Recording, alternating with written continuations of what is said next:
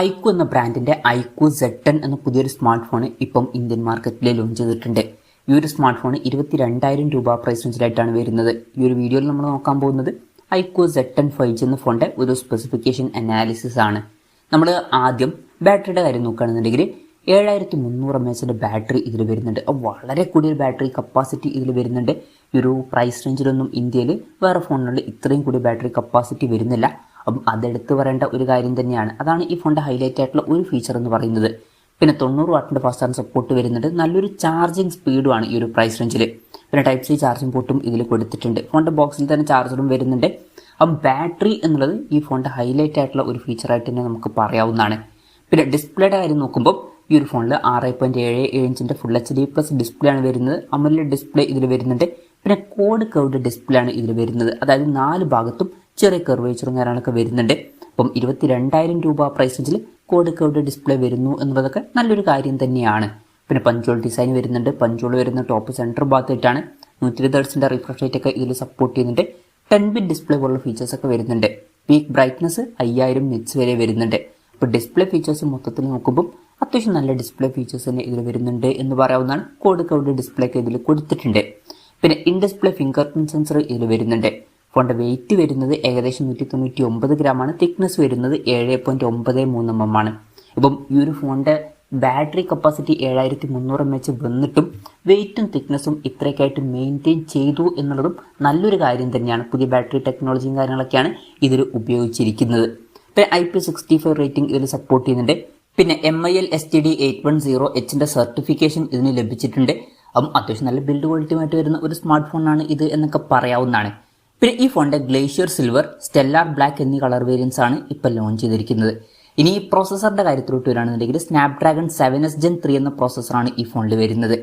ഈ ഒരു പ്രൈസ് റേഞ്ചിൽ ഇത് തരക്കേടില്ലാത്തൊരു പ്രോസസ്സറാണ് എന്ന് പറയാവുന്നതാണ്. അപ്പം തരക്കേടില്ലാത്തൊരു പ്രോസസ്സറൊക്കെ ഇതിൽ വരുന്നുണ്ട്. ഏറ്റവും ബെസ്റ്റ് എന്നൊന്നും പറയാൻ പറ്റില്ല, എന്നാലും തരക്കേടില്ലാത്തൊരു പ്രോസസ്സർ എന്നൊക്കെ പറയാവുന്നതാണ്.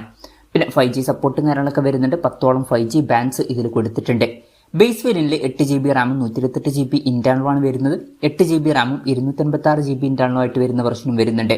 പിന്നെ 12GB റാമും 256GB ഇന്റേണലുമായിട്ട് വരുന്ന ഒരു വെർഷനും വരുന്നുണ്ട്. LPDDR4X റാമും UFS 2.2 സ്റ്റോറേജ് ടൈപ്പാണ് ഇതിൽ കൊടുത്തിരിക്കുന്നത്. ഇപ്പം ഇതിൽ UFS 2.2 സ്റ്റോറേജ് ടൈപ്പ് വരുന്നുള്ളൂ. അപ്പം ഈ ഒരു പ്രൈസ് റേഞ്ചിലൊക്കെ UFS 3.1 സ്റ്റോറേജ് ടൈപ്പ് കൊടുത്തിരുന്നെങ്കിൽ കുറച്ചും കൂടി നന്നായിനെ. പിന്നെ ഇൻട്രസ്റ്റിംഗ് ആയിട്ടുള്ള ഒരു കാര്യം എന്താ വെച്ചാൽ ഐക്യു Z10 സീരീസിൽ തന്നെ ഇതിൻ്റെ കൂടെ 13,500 രൂപ പ്രൈസ് റേഞ്ചിൽ Z10X എന്ന ഒരു സ്മാർട്ട് ഫോൺ ലോഞ്ച് ചെയ്തിട്ടുണ്ട്. ആ ഒരു ഫോൺ എന്ന് പറയുന്നത് ഇതിൻ്റെ താഴെ വരുന്ന ഫോണാണ്. അതിൽ UFS 3.1 സ്റ്റോറേജ് ടൈപ്പ് കൊടുത്തിട്ടുണ്ട്. പക്ഷേ ഇതിൽ UFS 3.1 സ്റ്റോറേജ് ടൈപ്പ് വരുന്നില്ല. അപ്പം അത് കുറച്ച് ഡിസപ്പോയിൻറ്റിംഗ് ആയിട്ട് തോന്നി. പിന്നെ മെമ്മറി എക്സ്പാൻഡ് ചെയ്യണമെന്നുണ്ടെങ്കിൽ മെമ്മറി കാർഡ് സ്ലോട്ട് ഇതിൽ വരുന്നില്ല. IR ബ്ലാസ്റ്റർ എന്നുള്ള ഫീച്ചർ ഇതിൽ വരുന്നുണ്ട്. അപ്പം ഈ ഫോൺ റിമോട്ടൊക്കെ ആയിട്ട് യൂസ് ചെയ്യാൻ കഴിയുന്നതായിരിക്കും. പിന്നെ ഇതിൽ സിംഗിൾ സ്പീക്കറേ വരുന്നുള്ളൂ. ഈ ഒരു പ്രൈസ് റേഞ്ചിൽ അത് കുറച്ച് ഡിസപ്പോയിൻറ്റിംഗ് ആയിട്ടുള്ള ഒരു കാര്യമാണ്. ഈ ഒരു പ്രൈസ് റേഞ്ചിൽ നമ്മൾ സ്റ്റീരിയോ സ്പീക്കേഴ്സാണ് എക്സ്പെക്ട് ചെയ്യുന്നത്. പിന്നെ ഞാൻ നേരത്തെ പറഞ്ഞ പോലെ തന്നെ ഐക്യു Z10X എന്നൊരു സ്മാർട്ട് ഫോൺ ലോഞ്ച് ചെയ്തിട്ടുണ്ടായിരുന്നു. അതിൽ സ്റ്റീരിയോ സ്പീക്കേഴ്സ് കൊടുത്തിട്ടുണ്ട്. അതാണെങ്കിൽ ഇതിൻ്റെ താഴെ വരുന്ന ഫോണാണ്. എന്നാൽ ഇതിൽ സിംഗിൾ സ്പീക്കറേ വരുന്നുള്ളൂ. അപ്പം അതും കുറച്ച് ഡിസപ്പോയിൻറ്റിംഗ് ആയി എന്ന് പറയാൻ പറ്റിയിട്ടുള്ള ഒരു കാര്യമാണ്. പിന്നെ 3.5mm ഓഡിയോ ജാക്ക് ഇതിൽ കൊടുത്തിട്ടില്ല. ആൻഡ്രോയിഡ് 15 ബേസ് ആയിട്ടുള്ള ഫൺ ടച്ച് OS സോഫ്റ്റ്വെയർ ആണ് ഈ ഫോണിൽ വരുന്നത്. 2 കൊല്ലത്തെ OS അപ്ഡേറ്റും 3 കൊല്ലത്തെ സെക്യൂരിറ്റി അപ്ഡേറ്റ്സും കാര്യങ്ങളൊക്കെ ഇതിൽ ലഭിക്കുന്നതായിരിക്കും. ഇനി ഈ ക്യാമറയുടെ കാര്യത്തിലോട്ട് വരികയാണെന്നുണ്ടെങ്കിൽ ഫോണിൻ്റെ പിന്നിൽ ഡുവൽ ക്യാമറ സെറ്റപ്പാണ് വരുന്നത്. 50 മെഗാപിക്സലിൻ്റെ f1.8 അപ്പേഴ്സിൽ വരുന്ന മെയിൻ ക്യാമറ സെൻസറാണ് ഇതിൽ വരുന്നത്. ഇത് സോണി IMX882 സെൻസറാണ്. OSന്റെ സപ്പോർട്ട് വരുന്നുണ്ട്. പിന്നെ 2 മെഗാപിക്സൽ ഒരു സെൻസറും ഇതിൽ വരുന്നുണ്ട്. അപ്പം അൾട്രാ വൈഡ് ആംഗിൾ ലെൻസ് ഒന്നും കൊടുത്തിട്ടില്ല. ഈ ഒരു പ്രൈസ് റേഞ്ചിൽ അൾട്രാ വൈഡ് ആംഗിൾ ലെൻസും കൂടി ഉണ്ടായിരുന്നെങ്കിൽ കുറച്ചും കൂടി നന്നായേനെ. പിന്നെ ഫ്രണ്ടിൽ 32 മെഗാപിക്സലിൻ്റെ f2.0 അപ്പേഴ്സിൽ വരുന്ന സെൽഫി ക്യാമറ ആണ് വരുന്നത്. അപ്പം തരക്കേടില്ലാത്തൊരു മെയിൻ ക്യാമറ സെൻസർ ഉണ്ടെങ്കിലും ultra wide angle lens missing ആണ്. അതുണ്ടായിരുന്നെങ്കിൽ കുറച്ചും കൂടി നന്നായേനെ ക്യാമറയുടെ കാര്യത്തിൽ.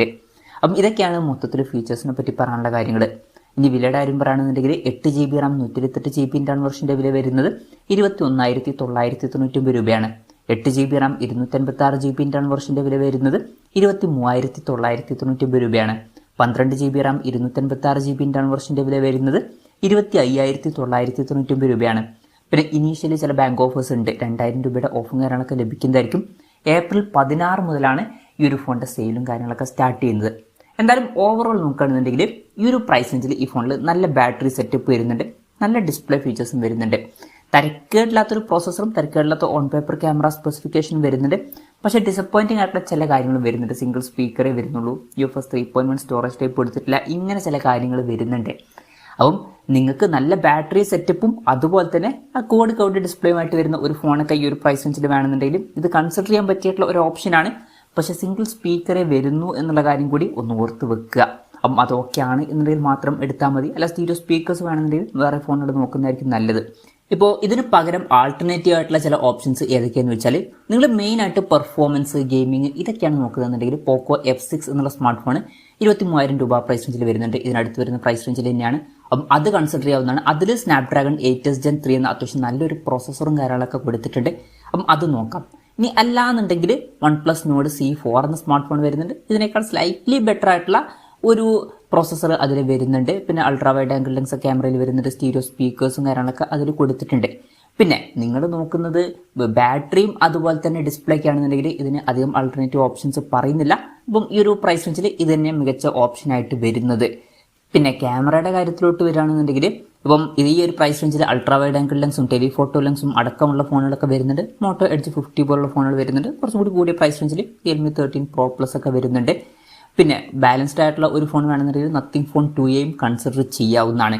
പക്ഷേ നിങ്ങൾ മെയിനായിട്ട് നോക്കുന്നത് ബാറ്ററി അതുപോലെ തന്നെ കോഡ് കർവ്ഡ് ഡിസ്പ്ലേ, ഈ രണ്ട് കാര്യങ്ങളാണെന്നുണ്ടെങ്കിൽ ഈ ഒരു പ്രൈസ് റേഞ്ചിൽ ഇത് കൺസിഡർ ചെയ്യാവുന്നതാണ്. പക്ഷേ കോംപ്രമൈസ് ഉണ്ട് എന്നുള്ള കാര്യം പ്രത്യേകം ഓർത്ത് വെക്കുക. സിംഗിൾ സ്പീക്കറൊക്കെ വരുന്നുള്ളൂ, അതൊക്കെ ആണെങ്കിൽ മാത്രം ഇതെടുത്താൽ മതി. അപ്പം അതാണ് ഈ ഒരു ഫോണിനെ പറ്റിയിട്ടുള്ള എൻ്റെ ഒരു അഭിപ്രായം. ഈ ഒരു ഫോണിനെ പറ്റിയിട്ടുള്ള നിങ്ങളുടെ അഭിപ്രായം ജസ്റ്റ് ഒന്ന് കമൻറ്റ് ചെയ്യുക.